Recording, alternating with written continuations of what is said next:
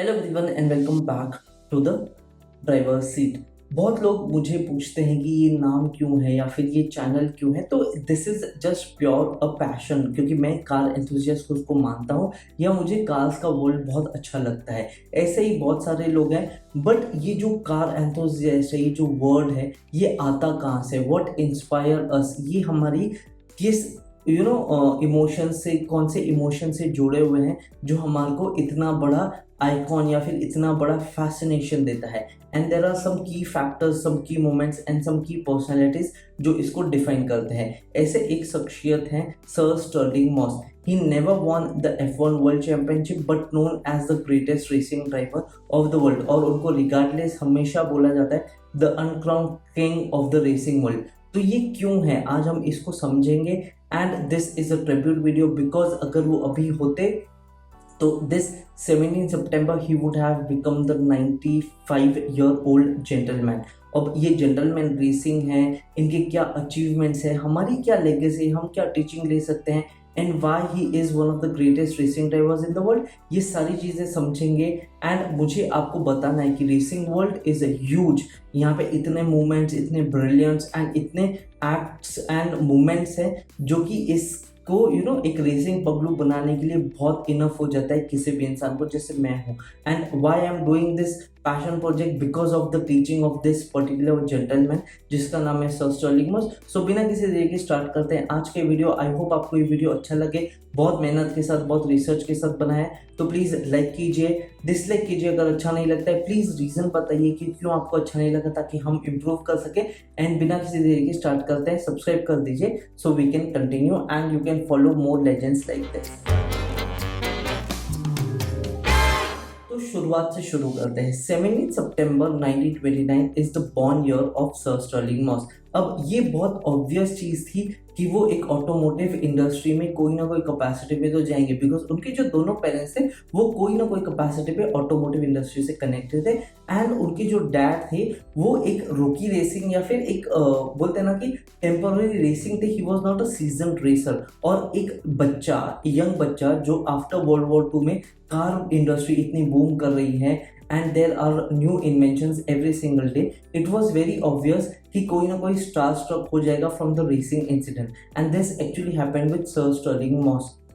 जब उनको एक पैशन या फिर एक इंटरेस्ट आया अबाउट रेसिंग, उनके पेरेंट्स ने एक कूपर रेसिंग की एक गाड़ी उनको गिफ्ट दी थी at the age of 17। And it did not took long कि उनकी जो रेस क्राफ्ट है, उनकी जो इंस्टिंक्ट्स है, उनकी जो ड्राइवेबिलिटी है वो बेटर देन एनीवन एल्स है। And that is how he became the greatest racing driver because he followed his passion, he followed his heart, and this is one of the key factors of the personality development of Sir Sterling Moss।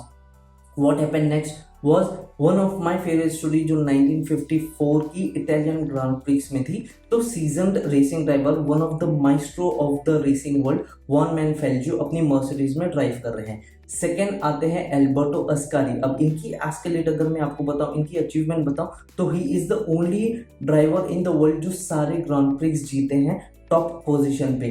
तो ये automatic 2 time world championship है। Juan Manuel Fangio has established himself as the maestro of the racing world। अब ये दोनों top of the grid पे अपनी लड़ाई लड़ रहे हैं फॉर द नंबर 1 पोजीशन।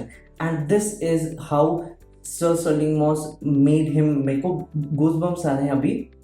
उनकी अपनी मसराटी, जो उनकी प्राइवेटली ओन मसराटी थी, उन्होंने एंटर की थी। He goes and he passes them both, but at the end he could not win. But उन्होंने इतना डिफाइन कर दिया था why he is the great racing driver, because जो establish players of the world है, top of the players world है, ये फाइट उन तक लेके जा रहे हैं। And they are, he did not just fight with them, he beat them fair and square। and this is the key factor where he stuck himself, where he established himself कि ये सबसे अच्छे रेस ड्राइवर हैं।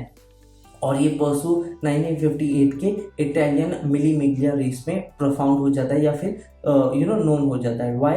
And this is the key factor. ये 1000 mile यानी 1500 kilometre का race होता है। रफ टरेन है बिकॉज 1958 में एस्टैब्लिश रोड्स नहीं थी एंड कोई प्रॉपर रूट भी नहीं था। डेनिस जेकिंसन जो उनका को पायलट था, जो पेस नोट्स पढ़ रहा था, he was reading the pace notes and he drove like anything else.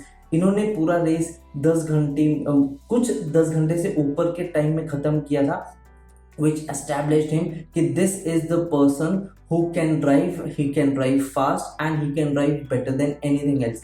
अब Formula 1 तो एक चीज़ हो गई है, he raced in British touring car championships, he raced in Le Mans, he raced in Italian Mille Miglia and historic races of British. अब ये एक British person थे और ये अपने पेट्रियोटिक पर्सनैलिटीज भी लेके आते थे. Why? Because he had the integrity, he had the honour. And दो इंसिडेंट्स इनको ये चीज़ें इस्टेब्लिश करती हैं. तो सबसे पहले तो जो बहुत profound and regarded as the highest sportsmanship है, ये थी 1958 की पोर्चुगल ग्रांड प्रिक्स. अब यहाँ पे Mike Hawthorn and Sir Stirling Moss ये लास्ट की रेस में है and they are fighting for the world championship. अब जो माइक हॉथॉर्न है ये कोई टेक्निकल एरर की वजह से डिस्क्वालिफिकेशन फेस कर रहे थे. अब द पॉइंट इज, रेस के उस टाइम पे कैमरास वगैरह नहीं होते थे, कौन से रेस के क्या पार्ट पे हुआ था. Sir Stirling Moss stood up, he went to the authorities, उन्होंने वहाँ पे फाइट किया, उन्होंने समझाया कि he is not disqualified, he raised it properly and he did not break any rules, please reinstate his points and let him have the championship. And you know what happened, FIA ने उनका सुन लिया, authorities ने उनका सुन लिया and he lost the championship by 1 point. और जब उनसे confront किया कि आपने ऐसे क्यों किया, बिकॉज अगर वो डिस्क्वालीफाई हो जाते तो आप वर्ल्ड चैंपियन बन जाते. And he said just one thing, winning titles, accolades, tags and prize money is very good, ये बहुत अच्छी चीज़ है, बट अगर मैं अपनी ऑनर, इंटीग्रिटी एंड अपनी पैशन के ऊपर या फिर उसको सेक्रीफाइस करके जीत रहा हूँ तो मुझे नहीं जीतना है. And this dignified him as one of the best sportsman in the entire history of the racing world. और यहाँ पे कुछ ऐसी चीज़ें आ जाती हैं जो हमें सीखनी है कि yes, winning titles, everything is good enough, but वो आप किस कीमत पे लड़ रहे हो, आप किस कीमत पे जा रहे हो. Are you following your passion through heart and this channel exist because of the passion, और कहीं ना कहीं teachings and legacy of the Sir Stirling Moss इसी पे स्टैंड होती हैं. He was one of the greatest racing driver because he did not win in just one discipline. वो बहुत सारे disciplines में, and he was always on the top of the podium. He never went out of the way. वो कभी भी गलत नहीं चले हैं, वो कभी भी उन्होंने अपने ऑनर को, अपने डिसिप्लिन को, अपने पैशन को कभी भी सेकेंडरी नहीं किया है. हालांकि winning one of the greatest feats and one of the key factors जो एक रेसिंग ड्राइवर को एस्टैब्लिश करेंगे. आप माइकल शूमाकर देख लो, one of the best racing drivers ever one, has won 7 world titles. Sir Lewis Hamilton has won over 100 grand prix. ऐसे बहुत सारे एस्केलेड्स हैं जो एक रेसिंग ड्राइवर को डिग्निफाई करते हैं, but not Sir Stirling Moss, because his teachings, his legacy, his gentlemanship, his बोलते हैं ना modesty, humbleship, sportsmanship are beyond anything else. और ये समझना एक बहुत बड़ी चीज़ हो जाती है.